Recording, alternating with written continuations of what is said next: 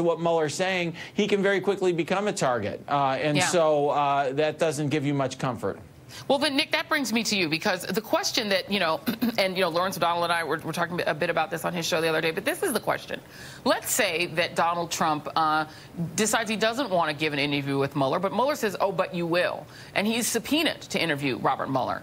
And Donald Trump simply says, I don't recognize that subpoena. This is a president whose behavior is very for a president of the United States. He doesn't seem to follow convention.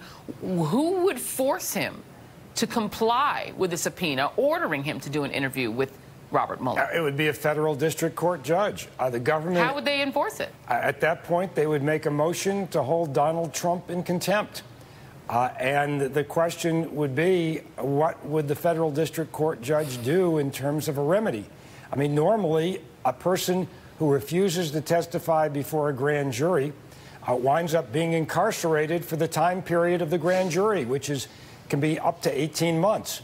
So one way to enforce it is to have Donald Trump taken by the federal marshals and put in federal prison until he testifies. What if he refuses to open the White House door? What if the secret, what if he fires any Secret Service agent who would allow the federal marshals in? What if Donald Trump simply decides, I don't have to follow the law. I refuse to be held under the law. No marshal can get into this White House, and any Secret Service agent that defies me is fired.